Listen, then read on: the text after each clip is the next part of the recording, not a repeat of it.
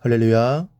사랑하는 대강의 가족 여러분, 오늘 하루도 하나님의 말씀과 동행하는 삶이 되길 소망합니다. 오늘 함께 나눌 하나님의 말씀은 요한복음 15장 11절에서 17절 말씀입니다. 내가 이것을 너희에게 이름은 내 기쁨이 너희 안에 있어 너희 기쁨을 충만하게 하려 함이라.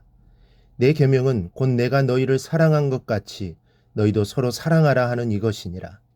사람이 친구를 위하여 자기 목숨을 버리면 이보다 더 큰 사랑이 없나니 너희는 내가 명하는 대로 행하면 곧 나의 친구라.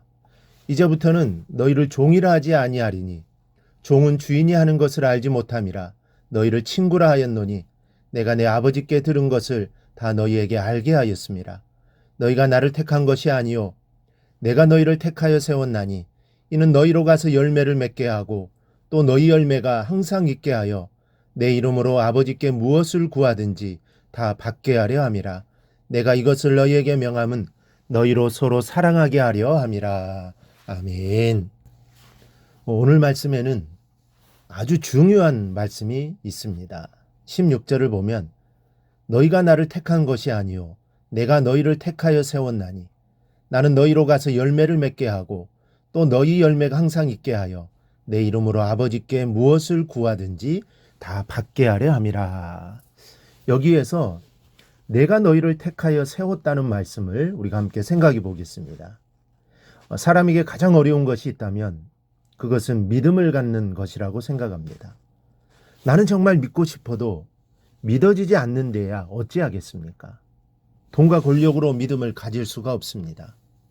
아무리 지혜가 뛰어난다고 해도 믿음을 가질 수는 있는 것은 아닙니다. 그러므로 우리가 주님을 믿고 있다는 것은 사실 최고의 축복이 아닐 수 없습니다. 이 믿음으로 인해 우리 안에 영원한 천국의 삶이 보장되었기 때문입니다. 그리고 은혜의 삶, 복의 삶, 형통의 삶이 보장되었기 때문입니다. 그런데 본문에서 말씀하기를 너희가 나를 택한 것이 아니고 내가 너희를 택하여 세운 것이다. 내가 주님을 믿는 것 같지만 사실은 그것이 아니고 주님이 나에게 믿음을 주셔서 믿게 하셨다는 말씀입니다. 그래서 은혜라고 하는 것이고 하나님이 값없이 주시는 선물이라고 하는 것입니다. 내가 노력해서 얻었고 내가 하나님을 믿었다고 한다면 교회 안에는 정말 교만한 사람들이 정말 많을 것입니다. 하지만 내가 예수를 믿게 되고 나에게 믿음을 주신 분은 바로 하나님이십니다. 하나님이 창세전에 미리 정하셔서 하나님의 때에 나로 하여금 예수를 믿게 한 것입니다.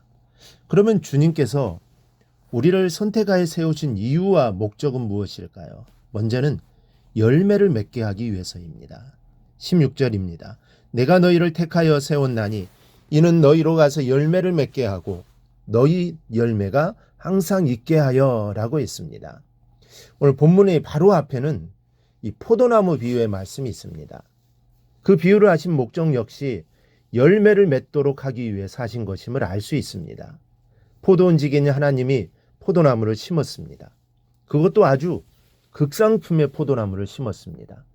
왜 심으셨을까요? 조경수로 쓰려고 심으셨을까요? 아닙니다. 포도나무를 심은 것은 포도 열매를 맺기 위함입니다. 마찬가지로 우리가 열매 맺는 삶을 살아갈 때 하나님이 가장 기뻐하시는 것이기도 합니다. 그런데 하나님이 기뻐하시는 열매는 이 사랑입니다. 17절에 내가 이것을 너희에게 명함은 너희로 서로 사랑하게 하려 함이라. 하나님이 우리를 택하신 것은 서로 사랑함으로 하나님의 나라를 사랑으로 이루어 가기를 원하고 계신 겁니다. 왜냐하면 하나님은 사랑이시기 때문입니다. 그리고 하늘나라에 가서도 이 사랑은 남을 것입니다. 하늘나라에서는 믿음, 소망은 필요하지 않을 겁니다. 그런데 서로 사랑하는 마음이 필요할 겁니다. 왜냐하면 사랑이 없는 곳은 지옥이나 다름없기 때문입니다. 그러므로 우리는 이 땅에서도 사랑의 열매를 맺는 삶을 살아야 합니다. 이것이 오늘 주님이 우리에게 바라시는 열매입니다. 그리고 이 열매를 바라시고 우리를 택하신 겁니다. 둘째로 친구로 삼으시기 위해서 택해 주셨습니다. 14절에 너희는 내가 명하는 대로 행하면 곧 나의 친구라. 이는 실로 엄청난 사건이 아닐 수 없습니다. 거룩하시고 위대하신 주님께서 용서받을 수 없는 죄인을 친구로 맞아주시는 말씀입니다. 여러분 생각해 보십시오. 하나님과 죄인이 친구가 된다는 것은 이거는 있을 수 없는 일이 벌어진 겁니다. 여기서 우리는 주님의 위대한 사랑을 다시 한번 깨닫게 됩니다. 사랑이란 위에서 아래로 내려다보며 베푸는 것이 아닙니다. 있는 자가 없는 자를 불쌍히 여기는 것이 사랑이 아닙니다. 친구라는 말 자체는 높고 낮음이 전혀 없는 사이입니다. 이 말에서 생각되는 것은 적어도 예수님께서 자기의 신분을 상대방과 같이 낮추셨던가 아니면 상대방을 주님처럼 높여주셨다는 사실입니다. 이것이 바로 사랑입니다. 주님 말로만 죄인을 사랑하신 것이 아니라 죄인의 모습으로 이 땅에 오신 분이십니다. 뿐만 아니라 우리를 하나님의 자녀의 자리에 높이 앉혀주신 분이십니다. 그리고 본문에서는 친구라고까지 불러주고 계시는 것입니다. 그런데 주의해야 할 것이 있습니다. 우리가 먼저 주님을 향해 친구라고 부를 수는 없다는 사실입니다. 상대방이 반가워한다고 손아래 사람이 윗사람에게 악수를 청할 수는 없는 것입니다. 대통령이 청와대로 초청을 해주었다고 그에게 먼저 악수를 청하는 것은 큰 신뢰가 아닐 수 없습니다.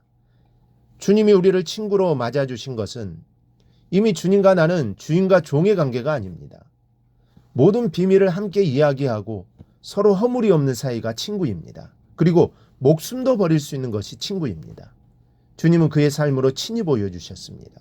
우리의 죄를 위해 죽으셨던 것입니다. 여러분, 지금 우리에겐 친구로 내 곁에 다가오신 주님이 함께하고 계십니다. 그분은 나를 너무너무 사랑하셔서 목숨까지 내어주신 친구이십니다. 그렇다면 우리도 우리의 모든 것을 주님께 내어놓고 맡기는 삶을 살아야 합니다. 그래야 친구가 되지 않겠습니까? 주님은 그렇게 하셨는데 내가 그렇게 하지 못한다면 이 부끄러운 모습이고 죄송할 따름입니다. 이제는 우리의 모든 것을 그 주님께 내어놓고 맡깁시다. 그리하여 우리의 좋은 친구가 되신 주님과 더불어 인생을 살아가는 우리 모든 성도들이 되기를 주님의 이름으로 축원합니다.